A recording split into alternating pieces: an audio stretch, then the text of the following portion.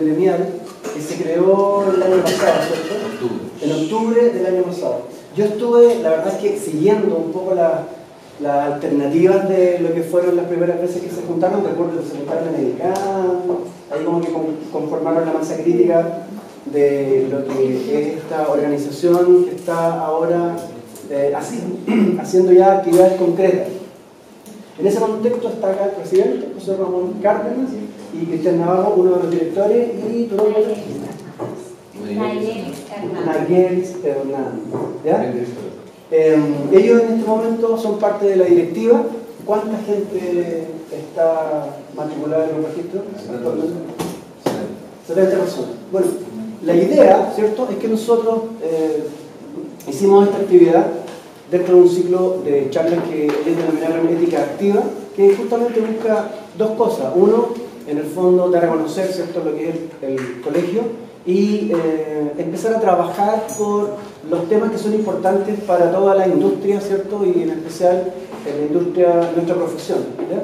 Por eso nosotros preparamos esta charla, tiene que ver con el tema de la ética. Yo les comenté que mi interés era trabajar un poco más allá de la ética en el contexto de la responsabilidad social que nos toca a nosotros como conductores de realidad, ¿cierto? Nosotros cada vez que hacemos una campaña, ¿cierto?, ponemos en juego nuestros principios que tienen que ver con la ética para poder desarrollar las estrategias de comunicación en el corto a largo plazo para las marcas, ¿ya? Y en ese contexto yo me tomé una lista de lo que es la ética para hablar un poco de la ética a nivel profesional, por eso le puse la ética en la industria, ¿ya? Y voy a tratar de comentarles brevemente las dos cosas que nosotros creo que puntualmente podemos hacer para empezar a tener, ¿cierto?, un mejor desarrollo profesional que están ligadas a lo que es la ética y a lo que es nuestra moral, ¿cierto?, a las cosas que en el fondo dan cuenta de cómo nosotros expresamos lo que estamos pensando en términos de principios a través de nuestras conductas. En ese contexto, ¿cierto?, le denominé a esta reflexión portarse bien está de moda. La verdad es que para mí es muy interesante hablar de esto porque en realidad es profundizar lo que estamos haciendo en la escuela. Le contaba a José Ramón y Cristian que tenemos una escuela pequeña, no alcanzamos a ser 100 personas, habiendo 30 y tantas personas en la sala, está casi el 40%. Y vamos a hablar un poco de esto. La verdad es que nosotros estamos viviendo en un paradigma, estamos saliendo del paradigma antiguo, ya cual más, cual menos. Nosotros hemos sido impactados por el desarrollo de la industria. Voy a impulsar aquí un poquito para que se vea un poco.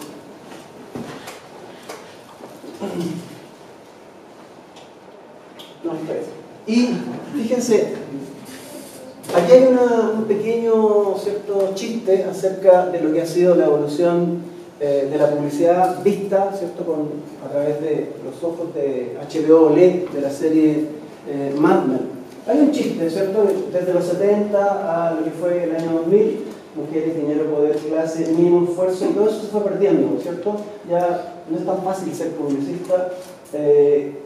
La publicidad en estos tiempos ha perdido un poco del glamour. Yo todavía me acuerdo del festival de gráfica publicitaria del Mercurio, que era con una cena, con cóctel, con premiación, con show de humoristas, con bailables, como que ese mundo, ¿cierto?, del glamour, de la clase, ¿cierto?, que tenía la industria, se fue perdiendo, y así hasta llegar a internet, en donde nos estamos quedando con poco y nada. La verdad es que nosotros vivimos esta época, ¿cierto? Con Cristian Navarro y con Ricardo Cervantes fuimos compañeros, trabajamos en la industria, en esa época, en la época antigua, donde estaban las agencias clásicas bajo el modelo convencional. La verdad es que ustedes no lo perciben con tanta claridad, pero están en una etapa donde podemos hablar de un caos, ¿cierto?, donde podemos hablar de destrucción creativa. Van a pasar por una serie de altibajos, ¿cierto?, en su carrera, pero de repente van a hacer un clic por acá. Lo que yo viví, y lo empecé a vivir mientras estaba trabajando, trabajé 12 años solamente en una agencia de publicidad, Walter Thompson, pero la verdad es que yo siempre digo que vi venir los meteoritos. Acá en la escuela tenemos un cuento muy fuerte con el tema de la reinvención profesional constante, y los mechones reciben todos los años un dinosaurio en un frasquito, ya, un dinosaurio plástico de esos de la calle Medio, Pero es un préstamo, fíjense que lo tienen que tener durante todo el año en un frasquito de plástico y tienen que entregárselo a los mechones del año nuevo, ¿cierto? Con una carta que habla de los principios por los cuales, digamos, pudieron haberse extinguido. O sea, un recordatorio de, oye, cuidado con el viejo metodología, cuidado con los talleres, cuidado con las presentaciones, ¿sí? Recetas.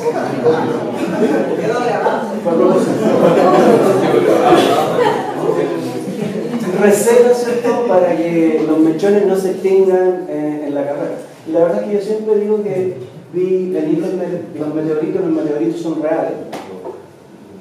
Aquí hay un pedazo de meteorito que yo compré en Estados Unidos en una tienda que se llama Evolution en el Soho, ¿ya? Este meteorito, The Real meteorito, ¿ya? El meteorito que cayó en Yucatán, que siempre les cuento la misma historia, ¿cierto? A los mechones dejó un cráter de 20 kilómetros de diámetro, ¿cierto? Y eso hizo, ¿cierto? Que de una u otra manera empezaran los cambios climáticos, ¿cierto? Las glaciaciones, y eso terminó finalmente con la vida de los dinosaurios porque no tuvieron capacidad de adaptación. Así que creo que nunca está de más recordar que uno tiene que estar atento a lo que está pasando en la industria, porque la verdad es que no nos damos cuenta y de repente ocurren acontecimientos que hacen que nosotros, si es que entramos en inercia, finalmente podamos correr el riesgo de desaparecer porque no sacamos adelante nuestra capacidad de adaptación. Así que nada, le voy a regalar el meteorito a la niña más linda de la sala. Permiso. La verdad es que a ustedes les va a pasar esto, ¿ya?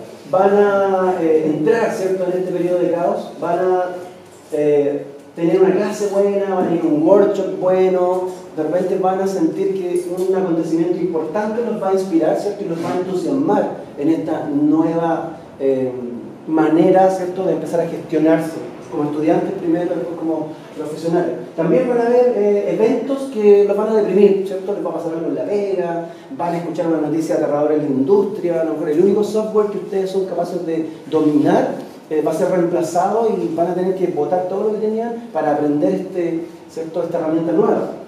En fin, van a tener una serie de altibajos, ¿cierto? Van a entrar en una montaña rusa, pero de pronto, a lo mejor algunos en 2 meses, algunos en 2 años o más, van a entender qué es lo que está pasando y qué es lo que tienen que hacer y van a olfatear para dónde pueden, en el fondo, ¿cierto?, gestionar su carrera y van a tener un cambio de switch. Ahí va a venir un periodo de práctica e integración, pero ya van a estar convencidos de lo que están haciendo, ¿ya? Para alcanzar, ¿cierto?, un nuevo modelo de gestión profesional, tal vez en una industria muy distinta a la que en este momento está, ¿cierto?, desarrollándose.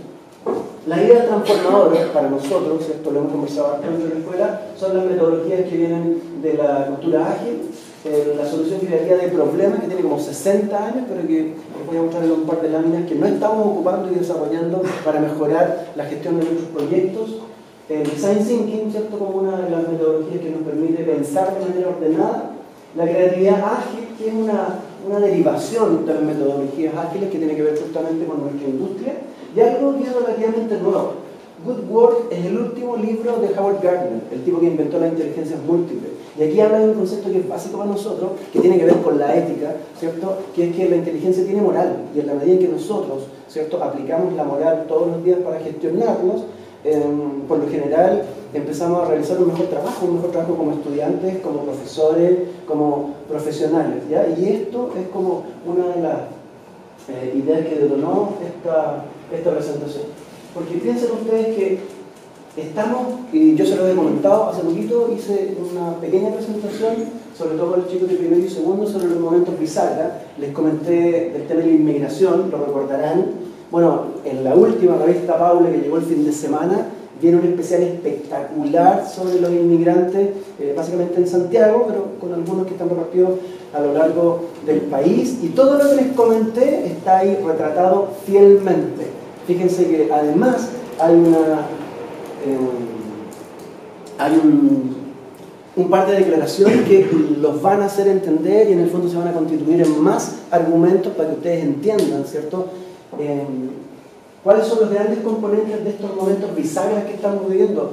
Porque en en este devenir, ¿cierto? En todo lo que estamos metidos en el día a día, como que a veces perdemos foco y no tenemos ese tiempo como para mirar las grandes tendencias que están emergiendo y cómo nosotros somos sujetos, ¿cierto?, de estas grandes tendencias y cómo nos adaptamos, ¿cierto?, o cómo estas tendencias nos arrasan. Yo les comenté que mi temor, que no es un temor que se vaya a cristalizar pronto, es que estos inmigrantes que están básicamente en el sector servicios y que están jugándose la vida en trabajos muy mal remunerados y que lo hacen con una sonrisa de oreja a oreja, ¿cierto?, dispuestos a superar todos estos desafíos, van a llegar con el tiempo a ser compañeros de trabajo de ustedes, porque así como están en este momento desarrollándose laboralmente, se van a empezar a casar, van a empezar a tener hijos, los hijos ya están llegando a los colegios.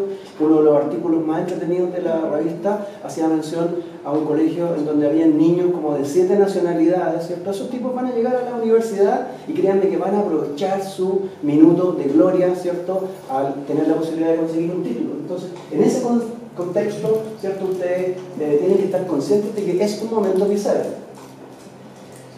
Yo trabajé en Thomson desde el año 92 al 2004 y yo, como estaba consciente de esto porque yo era profe, yo puedo decir que vi venir varios meteoritos. Punto 1, en los primeros años yo viví con mucha sorpresa cómo los clientes iban perdiendo la confianza en las agencias. La verdad es que en la época de los 70, 80, ¿cierto?, las grandes épocas doradas de Raúl Mengíbar, de los grandes próceres de la publicidad, a los grandes publicistas de las grandes agencias no se les discutía nada. Lo que ellos decían era lo que se hacía.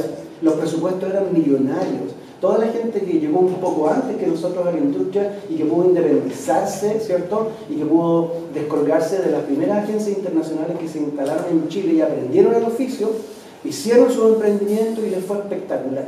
Pero la verdad es que en la década de los 90 ya empezamos a tener problemas porque los clientes no aceptaban todas las campañas de buenas a primeras y nosotros empezamos a sentir de que ya no nos tenían tanta confianza porque también nos empezamos a equivocar. Nosotros, la agencia de al lado, ¿cierto? Y eso nos persigue hasta hoy día. Hace poquito el mismo Mengíbar reconoció un plagio, ¿cierto? Tuvo un problema súper grave, él, un representante de una de las agencias más importantes de la industria también, ¿cierto? Llegando hasta el extremo de pasar por estos temas que obviamente afectan la credibilidad.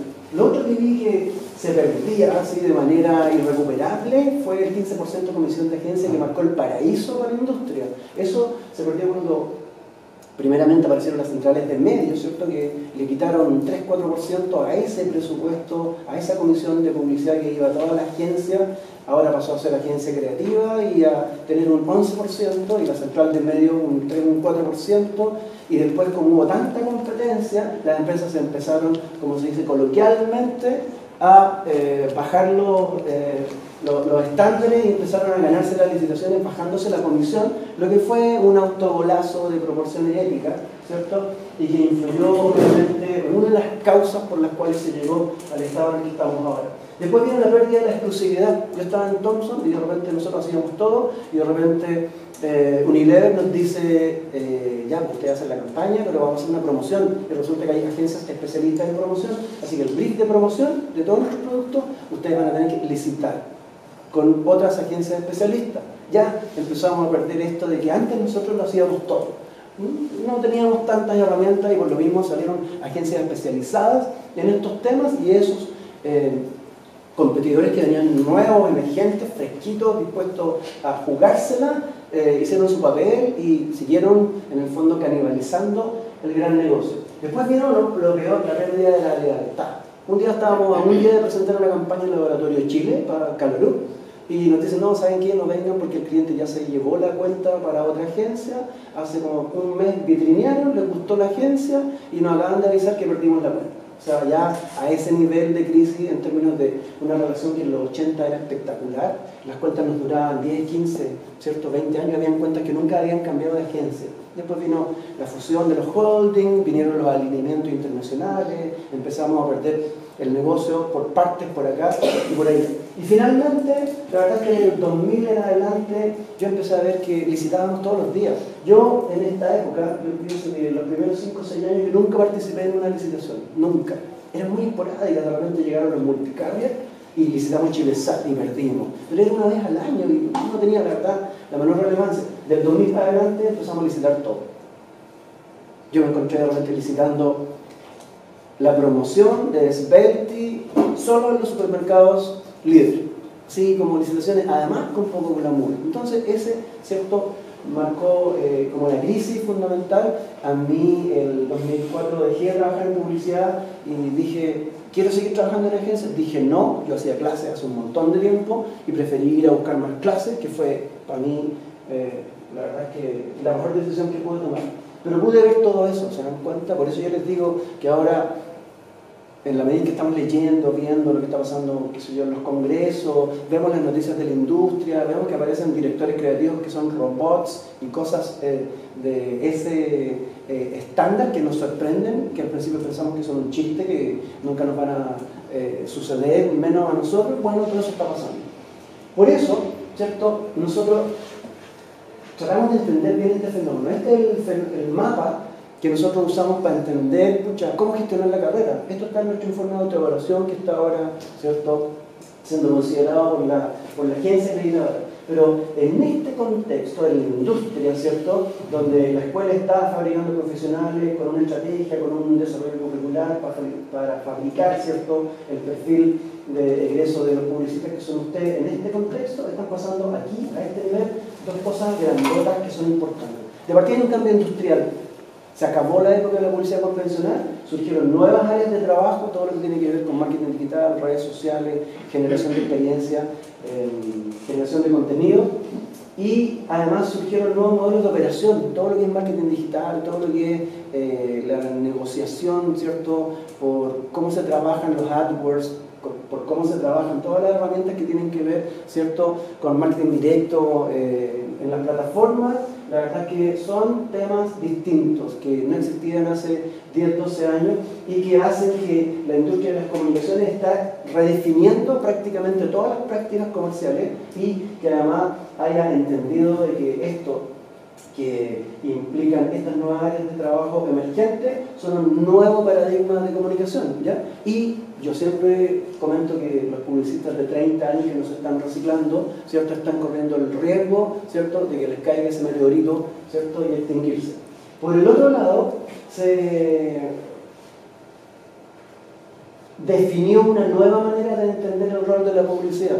El 2011 yo escuché una charla de un consultor gringo espectacular, Tim Willis, de Ignition Group, que ya adelantó que los publicistas iban a dejar de hacer mensajes persuasivos y iban a empezar a fabricar cosas útiles, que ni siquiera podían ser mensajes, que podían ser productos, servicios, ideas de promociones, ¿ya? Y obviamente todo lo que tenía que ver con el desarrollo de lo digital, sobre todo con las primeras app, las primeras, ¿cierto?, apps, ¿cierto?, que empezamos a ver que eran muy entretenidas, como estas cosas que hicieron Nike con el proveedor de iPod y etcétera, ¿ya? Empezamos a ver todo eso. Se pasó de la idea de que no éramos solamente redactores y directores de arte, sino que éramos generadores de contenidos, que podíamos hacer cualquier cosa en términos de comunicación y otras áreas de la comercialización de un producto, y todo eso hizo que empezáramos a pensar en un perfil de gestión de creatividad para la innovación, que es lo que estamos tratando de instalar acá, ¿ya? Y aquí vino algo súper relevante. Ahí nos empezamos a dar cuenta, varios profesionales de la industria, que había que dejar de trabajar por las ganas de ganarse premios, ¿cierto?, por la sensación rica esa de ir a un concurso y que te nombraran y recibir un premio, pero aleatoriamente, ¿cierto?, con un trabajo que tenía mucho que ver con las ganas, ¿no?, por el método, ¿ya? Porque esto es lo que estamos viendo y esto es lo que está haciendo que todo esto cambie. Piensen ustedes que si nosotros siguiéramos trabajando con los parámetros convencionales, ¿cierto?, y yo siguiera enseñando lo que a mí me enseñaron en el Pacífico cuando yo estudié, la verdad es que estaríamos a, no sé si 18 meses del fracaso, tal vez a mucho más o en una cantidad parecida. Bill Gates, cada vez que quería preocuparse y preocupar a su gente para superarse a sí mismo, los juntaba a todos y les decía, estamos a 18 meses del fracaso, ¿ya? Yo les digo a ustedes, así mirándolos a los ojos, si siguen con los mismos hábitos de estudio que tienen, están a algunos cuantos meses del fracaso, ¿cierto? El lunes tuvimos una ardua sesión de conversaciones con los estudiantes que están con problemas por lo mismo, y esto es un tema que tiene que ver con hábitos, ¿ya?, con cambio cultural. La primera vez que yo entendí esto, que eran temas de habilidad blanda y que teníamos que empezar a contarnos otra historia todos los días, fue en un congreso de creatividad en Estados Unidos. Y cuando llegué a ese congreso, para que yo me acordara de que cada vez que yo cometo un error, en el fondo estoy perpetuando, ¿cierto?, un mal comportamiento, nos regalaron unas pulseritas que eran parecidas a esta, ¿ya? Porque la idea era que cada vez que nosotros cometíamos un error en las capacitaciones, teníamos que castigarlo. Esta es la única manera. Por eso, todos y cada uno de ustedes, cada vez que cometan un error, cada vez que confunden las prioridades, cada vez que no hagan lo que tienen que hacer, deberían darse cuenta y pegarse un elasticazo, porque si no cambian ese comportamiento y lo perpetran y lo perpetúan, van a llegar a desarrollarlo a la industria. Y la industria va a ser, ¿cierto?, la que les va a mandar el meteorito. Están a X meses del fracaso. Nosotros como profes estamos a X meses del fracaso. El colegio de publicistas, si no hacen las cosas bien, está a X meses del fracaso. ¿Se dan cuenta? Todos tenemos que entender de que la industria está en un momento bisagra y en la medida en que nosotros nos movamos bien, vamos a poder salir adelante y no extinguirnos. Piensen que nosotros salimos de la universidad, del instituto, con esa idea, con una increíble y distorsionada idea. ¿Cuál era esa? Que realmente tener una idea era un parto, que la verdad era el momento más estresante, el momento más complejo, porque uno tenía la idea y ni siquiera estaba seguro que esa idea era aprobable o iba a contar con el beneplácito de los profes. La verdad es que nosotros, nadie nos advirtió de cómo había que realizar el proceso, y para nosotros el proceso era estresante, ¿cierto? Y le quitábamos, ¿cierto?, como se dice, el trasero a la jeringa, y la verdad es que por lo general además nos gestionábamos tan mal que dejábamos los brainstorming a última hora. Además que veíamos que la gente que trabajaba en publicidad leía revistas, se inspiraba, tenía las ideas en cualquier parte. Muchas veces ellos no estaban con las patas arriba del escritorio, ¿cierto?, o durmiendo arriba del sofá, técnicamente estaban pensando, y por eso nadie les podía decir nada. Yo trabajé en Thomson y cuando el gerente subía al departamento creativo, nadie quitaba los pies del escritorio, ¿ya? Si alguien estaba con los ojos cerrados, él no tenía la osadía de preguntarle si estaba trabajando o no. Podía estar meditando, podía estar durmiendo o podía estar pensando en la próxima campaña. Pero la cosa era más o menos así, chiquillos, ¿ya? Eso es el mundo que perpetramos, en términos de que a mí no me hicieron ninguna advertencia en la universidad y yo durante los primeros años que hice clase cometí básicamente el mismo error. Más encima, de pronto, uno ve estos avisos con pocas lucas para práctica, o ve que esto que está pasando aquí, muchas veces el brainstorming, con estos pájaros raros que se encargan de las ideas, es incentivado bajo otros términos. Fíjense, este es un aviso de una agencia digital. Yo no entiendo cómo un dueño de agencia puede permitirse tamaño crimen. O sea, aquí hay un tipo que te está diciendo que aquí se trabaja tomando, ¿cierto?, y que se hacen muchas horas extras. Así que si te gusta, bien, si no, mejor no postules. ¿Se dan cuenta? Así como vienen los meteoritos, de repente, cuando uno le mete el proceso que ya era complejo, estos elementos de libertinaje, el brainstorming se puede transformar en Sodoma y Gomorra, ¿cierto?, en una Saturnalia, puede pasar cualquier cosa ahí. Por eso, de repente, para todas las personas que todavía están pensando así, la verdad es que ojalá que les caiga luego el meteorito, porque esto no puede seguir así. Nosotros tenemos que entender de que no podemos seguir enfrentando el paradigma nuevo con los métodos convencionales, amateur y aleatorios, ¿cierto?, que estamos viendo todavía, que persisten en gran parte de la agencia. Ahí están los culpables. La verdad es que yo tengo que agradecerle a estos personajes. Estos son nuestros profes de taller, parte del equipo, faltan 2 más. Pero son las personas que están tratando de instalar, ¿cierto?, nuevas prácticas en ustedes. Son las personas que están tratando de que, primero, nosotros estamos proscribiendo los PowerPoint. O sea, Nosotros queremos que ustedes primero presenten mapas conceptuales en un papel craft, en segundo un mapa conceptual en infografía, en tercero estamos trabajando solo con presentaciones con videocaso.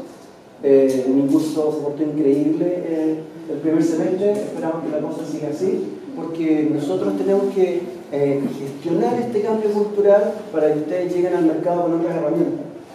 Fíjense que el drama es que a lo mejor somos pocos los que estamos pensando así y el colegio está detrás de estas iniciativas, porque no es fácil hacer esto en Chile. Fíjense en el comentario que se mandó un tipo que es sociólogo, psicólogo, un cientista que acaba de decir que con gran polémica, ¿por qué Chile no crece? Porque Chile está lleno de chilenos.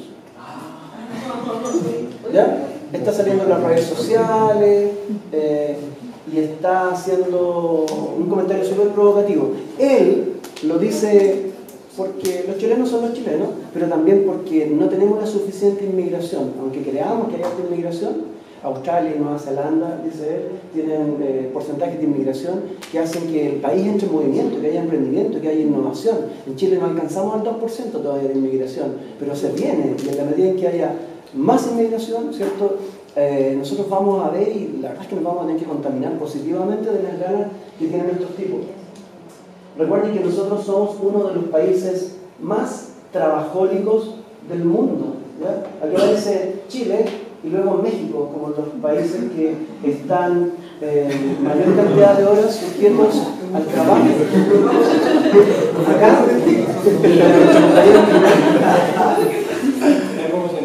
Acá hay un comentario de una persona que es mexicana que habla así: en realidad nosotros trabajamos, nos pagan por 8 horas, pero muchas veces tenemos que estar entre 10 y 12 horas en el trabajo. O sea, créanme que esto es algo complejo, porque además de ser trabajólicos somos improductivos porque no tenemos metodología. Ya hasta los memes nos indican, ¿cierto? Nos indican con que nos damos muchas vueltas, ¿cierto? Porque no tenemos metodología, ¿no?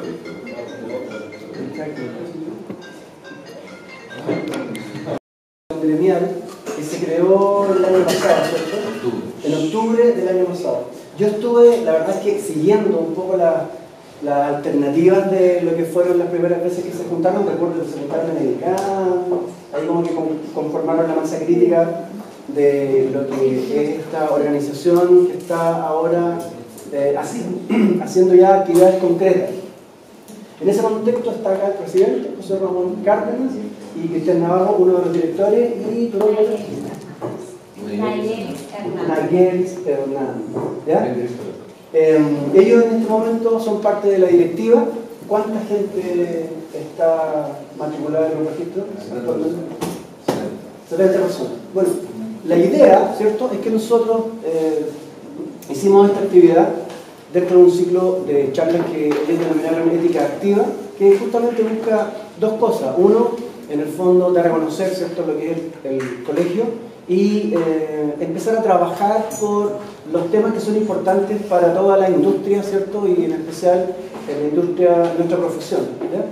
Por eso nosotros preparamos esta charla, tiene que ver con el tema de la ética. Yo les comenté que mi interés era trabajar un poco más allá de la ética en el contexto de la responsabilidad social que nos toca a nosotros como constructores de realidad, ¿cierto? Nosotros cada vez que hacemos una campaña, ¿cierto?, ponemos en juego nuestros principios que tienen que ver con la ética para poder desarrollar las estrategias de comunicación en el corto a largo plazo para las marcas, ¿ya? Y en ese contexto yo me tomé una lista de lo que es la ética para hablar un poco de la ética a nivel profesional. Por eso le puse la ética en la industria, ¿ya? Y voy a tratar de comentarles brevemente las dos cosas que nosotros creo que puntualmente podemos hacer para empezar a tener, ¿cierto?, un mejor desarrollo profesional que están ligadas a lo que es la ética y a lo que es nuestra moral, ¿cierto?, a las cosas que en el fondo dan cuenta de cómo nosotros expresamos lo que estamos pensando en términos de principios a través de nuestras conductas. En ese contexto, ¿cierto?, le denominé a esta reflexión portarse bien está de moda. La verdad es que para mí es muy interesante hablar de esto porque en realidad es profundizar lo que estamos haciendo en la escuela Le contaba a José Ramón y Cristian que tenemos una escuela pequeña, no alcanzamos a ser 100 personas, habiendo 30 y tantas personas en la sala, está casi el 40%. Y vamos a hablar un poco de esto. La verdad es que nosotros estamos viviendo en un paradigma, estamos saliendo del paradigma antiguo, ya cual más, cual menos. Nosotros hemos sido impactados por el desarrollo de la industria. Voy a impulsar aquí un poquito para que se vea un poco.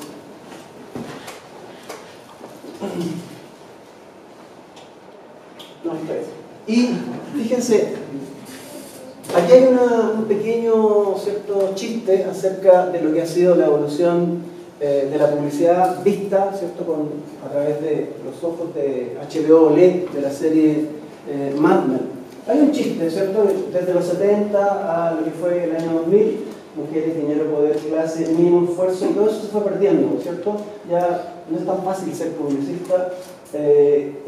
La publicidad en estos tiempos ha perdido un poco del glamour. Yo todavía me acuerdo del festival de gráfica publicitaria del Mercurio, que era con una cena, con cóctel, con premiación, con show de humoristas, con bailables, como que ese mundo, ¿cierto?, del glamour, de la clase, ¿cierto?, que tenía la industria, se fue perdiendo, y así hasta llegar a internet, en donde nos estamos quedando con poco y nada.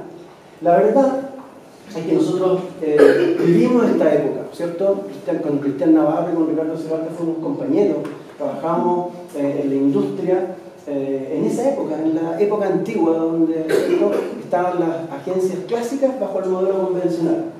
La verdad es que ustedes no lo perciben con tanta claridad, pero están en una etapa donde podemos hablar de un caos, ¿cierto? Donde podemos hablar de destrucción creativa. Van a pasar por una serie de altibajos, ¿cierto?, en su carrera, pero de repente van a hacer un clic por acá.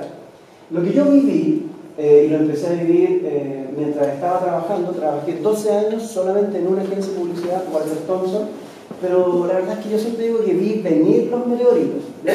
Acá en la escuela tenemos un cuento muy fuerte con el tema de la reinvención profesional constante, y los mechones reciben todos los años un dinosaurio en un frasquito, ya, un dinosaurio plástico de esos de la calle media, y pero es un préstamo. Fíjense que lo tienen que tener durante todo el año en un frasquito de plástico, y tienen que entregárselo a los mechones del año nuevo, ¿cierto?, con una carta que habla de los principios por los cuales, digamos, pudieron haberse extinguido. O sea, un recordatorio de, oye, cuidado con el viejo metodología, cuidado con los talleres, cuidado con las presentaciones, ¿sí? Recetas.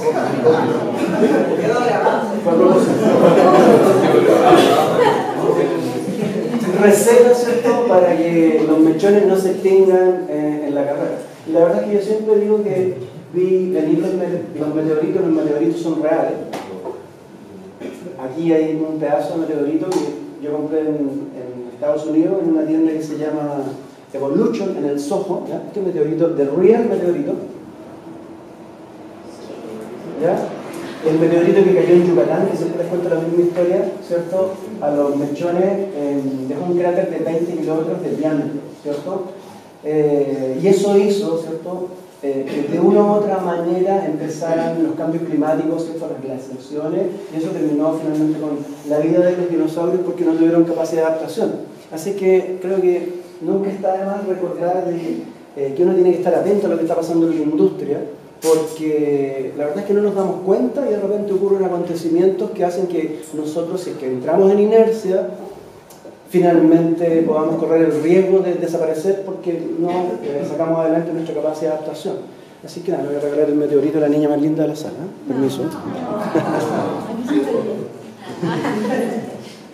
La verdad es que a ustedes les va a pasar esto, ¿ya? Van a entrar, ¿cierto?, en este periodo de caos, van a tener una clase buena, van a ir a un workshop bueno, de repente van a sentir que un acontecimiento importante los va a inspirar, ¿cierto?, y los va a entusiasmar en esta nueva manera, ¿cierto?, de empezar a gestionarse como estudiantes primero, después como profesionales. También van a haber eventos que los van a deprimir, ¿cierto? Les va a pasar algo en la pega, van a escuchar una noticia aterradora en la industria, a lo mejor el único software que ustedes son capaces de dominar va a ser reemplazado y van a tener que botar todo lo que tenían para aprender esta herramienta nueva. En fin, van a tener una serie de altibajos, ¿cierto? Van a entrar en una montaña rusa, pero de pronto, a lo mejor algunos en 2 meses, algunos en 2 años o más, van a entender qué es lo que está pasando y qué es lo que tienen que hacer y van a olfatear para dónde pueden, en el fondo, ¿cierto?, gestionar su carrera y van a tener un cambio de switch. Ahí va a venir un periodo de práctica e integración, pero ya van a estar convencidos de lo que están haciendo, ¿ya? Para alcanzar, ¿cierto?, un nuevo modelo de gestión profesional, tal vez en una industria muy distinta a la que en este momento está, ¿cierto?, desarrollándose. La idea transformadora para nosotros, ¿cierto?, lo hemos conversado bastante de fuera, son las metodologías que vienen de la cultura ágil, la solución creativa de problemas, que tiene como 60 años, pero que les voy a mostrar en un par de láminas que no estamos ocupando y desarrollando para mejorar la gestión de nuestros proyectos. El design thinking, ¿cierto?, como una de las metodologías que nos permite pensar de manera ordenada. La creatividad ágil, que es una derivación de las metodologías ágiles que tiene que ver justamente con nuestra industria.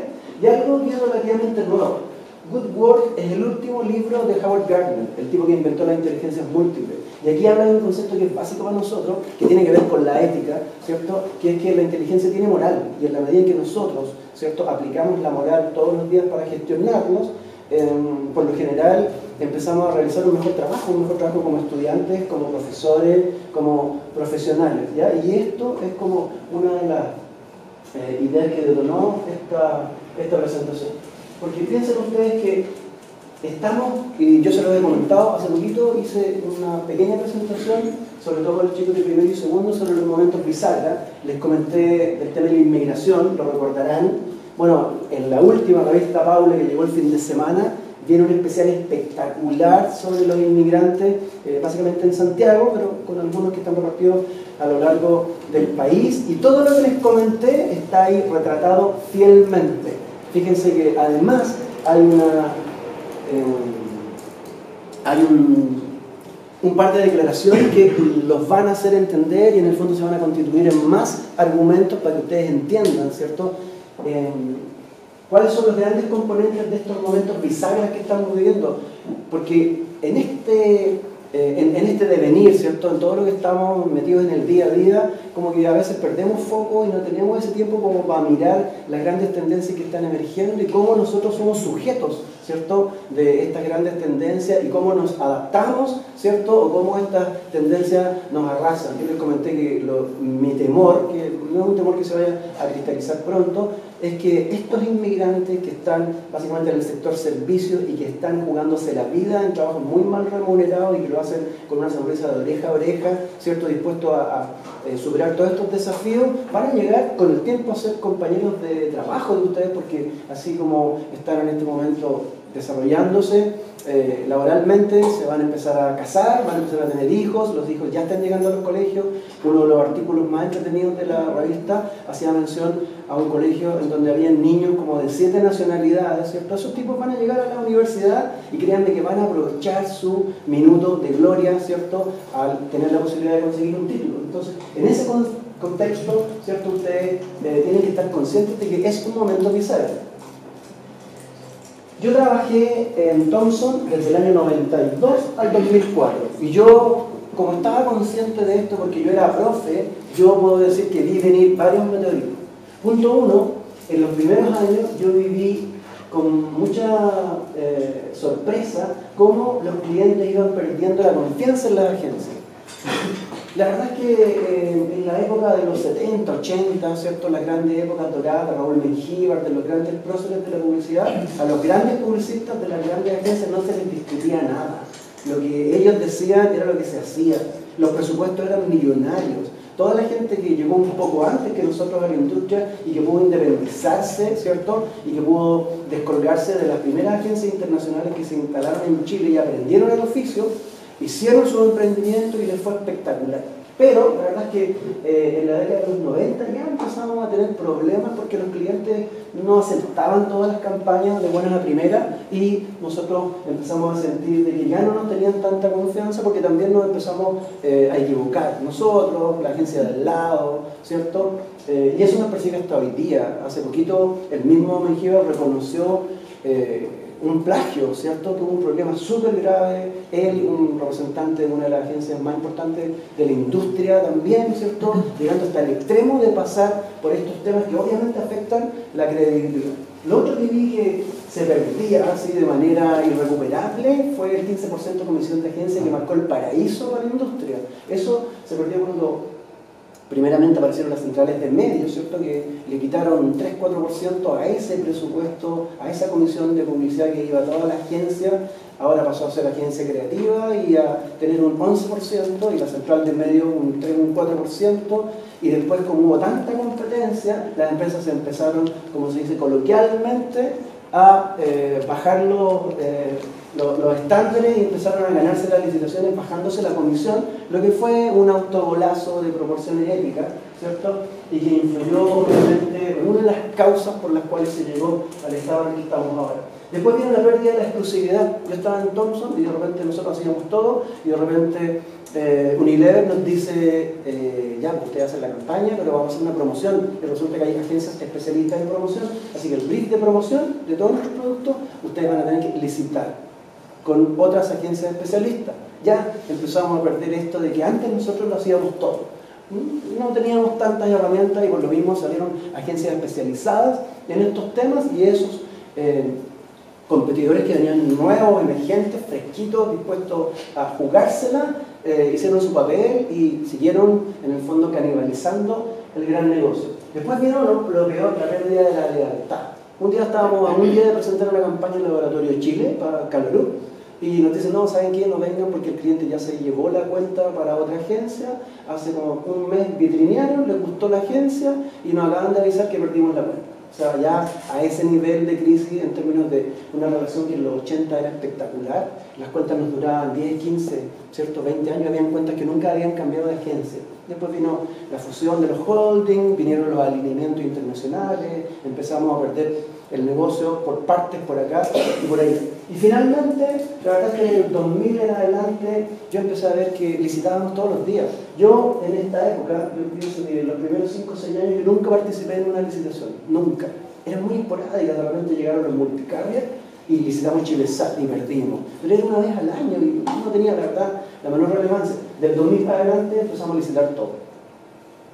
Yo me encontré de repente licitando la promoción de Svelti solo en los supermercados líderes, sí, como licitaciones, además con poco glamour. Entonces ese, ¿cierto?, marcó como la crisis fundamental. A mí el 2004 dejé de trabajar en publicidad y dije, ¿quiero seguir trabajando en agencias? Dije no, yo hacía clases hace un montón de tiempo y preferí ir a buscar más clases, que fue para mí la verdad es que la mejor decisión que pude tomar. Pero pude ver todo eso, ¿se dan cuenta? Por eso yo les digo que ahora, en la medida en que estamos leyendo, viendo lo que está pasando, qué sé yo, en los congresos, vemos las noticias de la industria, vemos que aparecen directores creativos que son robots y cosas de ese estándar que nos sorprenden, que al principio pensamos que son un chiste, que nunca nos van a suceder, menos a nosotros. Bueno, todo eso está pasando. Por eso, ¿cierto?, nosotros tratamos de entender bien este fenómeno. Este es el mapa que nosotros usamos para entender cómo gestionar la carrera. Esto está en nuestro informe de autoevaluación que está ahora, ¿cierto?, siendo considerado por la agencia acreditadora. Pero en este contexto de la industria, ¿cierto?, donde la escuela está fabricando profesionales con una estrategia, con un desarrollo curricular para fabricar, ¿cierto?, el perfil de egreso de los publicistas que son ustedes, en este contexto están pasando aquí, a este nivel, dos cosas grandotas que son importantes. De partida hay un cambio industrial. Se acabó la época de la publicidad convencional, surgieron nuevas áreas de trabajo, todo lo que tiene que ver con marketing digital, redes sociales, generación de experiencia, generación de contenido, y además surgieron nuevos modelos de operación, todo lo que es marketing digital, todo lo que es la negociación, ¿cierto?, por cómo se trabajan los AdWords, por cómo se trabajan todas las herramientas que tienen que ver, ¿cierto?, con marketing directo en las plataformas. La verdad que son temas distintos que no existían hace 10, 12 años y que hacen que la industria de las comunicaciones está redefiniendo prácticamente todas las prácticas comerciales y que además haya entendido de que esto que implican estas nuevas áreas de trabajo emergentes, son un nuevo paradigma de comunicación, ¿ya? Y yo siempre comento que los publicistas de 30 años que no se están reciclando, ¿cierto?, están corriendo el riesgo, ¿cierto?, de que les caiga ese meteorito, ¿cierto?, y extinguirse. Por el otro lado, se definió una nueva manera de entender el rol de la publicidad.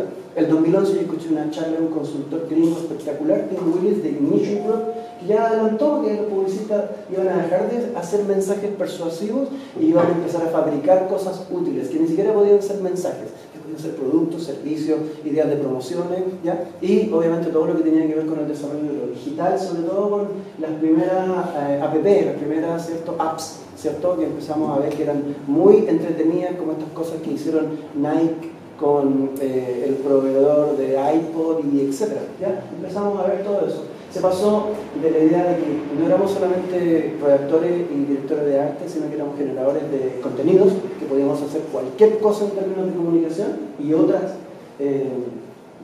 áreas de la comercialización de un producto, y todo eso hizo que empezáramos a pensar en un perfil de gestión de creatividad para la innovación, que es lo que estamos tratando de instalar acá, ¿ya?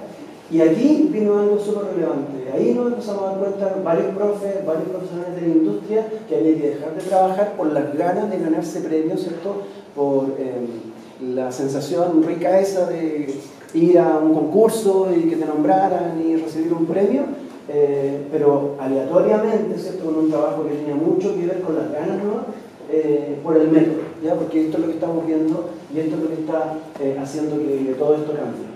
Piensen ustedes que si nosotros siguiéramos trabajando con los parámetros convencionales, ¿cierto?, y yo siguiera enseñando lo que a mí me enseñaron en el Pacífico cuando yo estudié, la verdad es que estaríamos a, no sé si 18 meses del fracaso, tal vez a mucho más o en una cantidad parecida.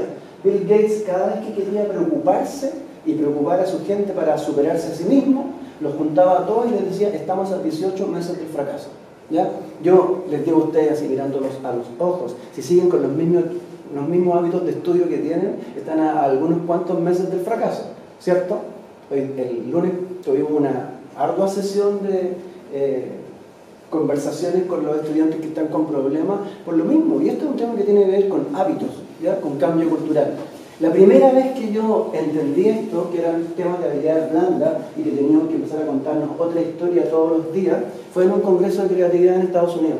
Y cuando llegué a ese congreso, para que yo me acordara de que cada vez que yo cometo un error, en el fondo estoy perpetuando, ¿cierto?, un mal comportamiento, nos regalaron unas pulseritas que eran parecidas a esta, ¿ya? Porque la idea era que cada vez que nosotros cometíamos un error en las capacitaciones, teníamos que castigarlo. Esta es la única manera. Por eso,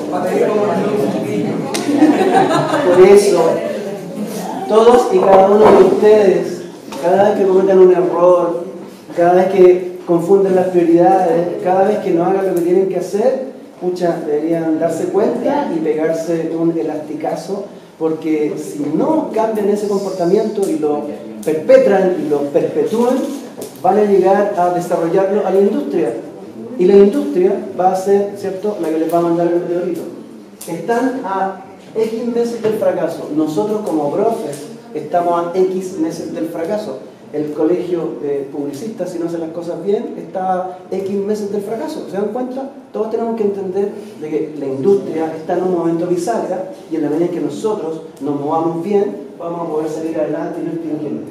Fíjense que nosotros salimos de la universidad, del instituto, con esa idea, con una increíble y distorsionada idea. ¿Cuál era esa?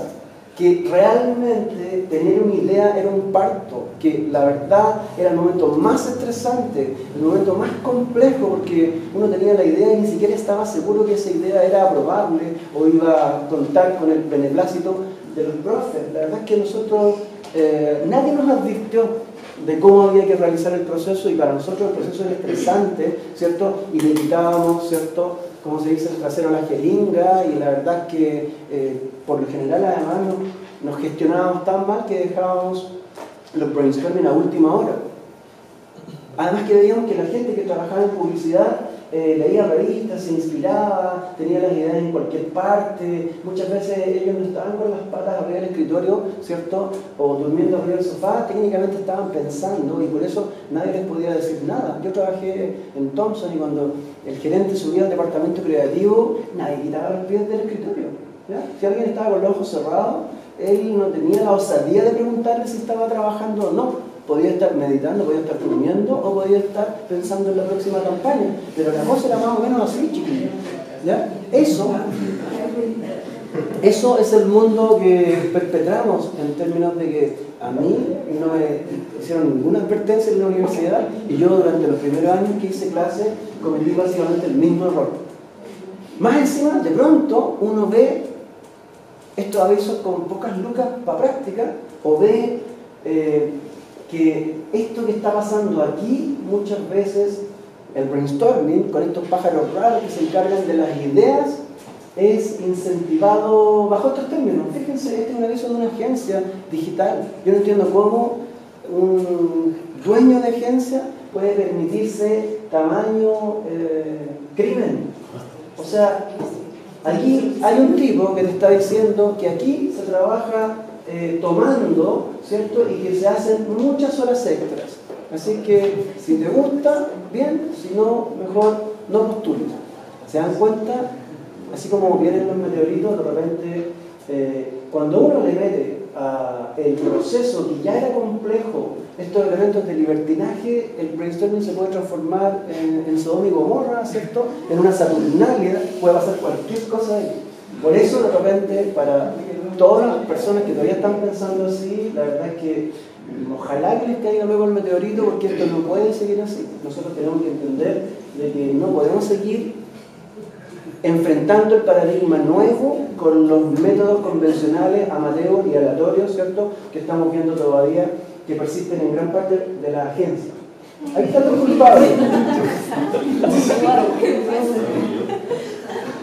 La verdad es que yo tengo que agradecerle a estos personajes. Estos son nuestros profes de taller, parte del equipo, faltan 2 o 3 más. Pero son las personas que están tratando de instalar, ¿cierto?, nuevas prácticas en ustedes. Son las personas que están tratando de que, primero, nosotros estamos proscribiendo los PowerPoint. O sea, nosotros queremos que ustedes primero presenten mapas conceptuales en un papel craft, en segundo un mapa conceptual en infografía, en tercero estamos trabajando solo con presentaciones con videocaso. Mi curso se portó increíble el primer semestre, esperamos que la cosa siga así, porque nosotros tenemos que gestionar este cambio cultural para que ustedes lleguen al mercado con otras herramientas.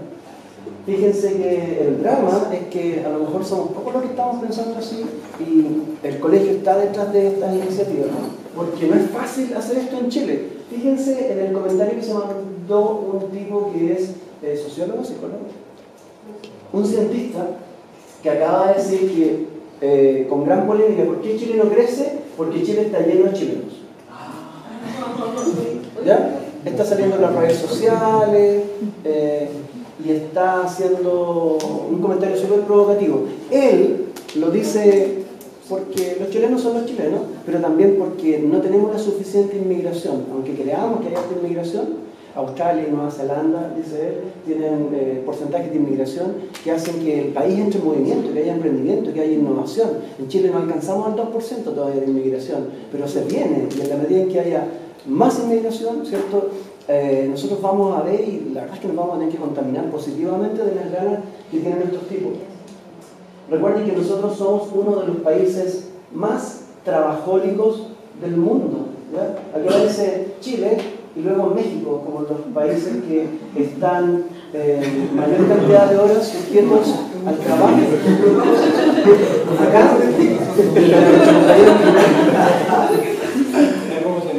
Acá hay un comentario de una persona que es mexicana que habla así: en realidad nosotros trabajamos, nos pagan por 8 horas, pero muchas veces tenemos que estar entre 10 y 12 horas en el trabajo. O sea, créanme que esto es algo complejo, porque además de ser trabajólicos somos improductivos porque no tenemos metodología. ¿Ya? Hasta los memes nos indican, ¿cierto?, nos indican con que nos damos muchas vueltas, ¿cierto?, porque no tenemos metodología, ¿no?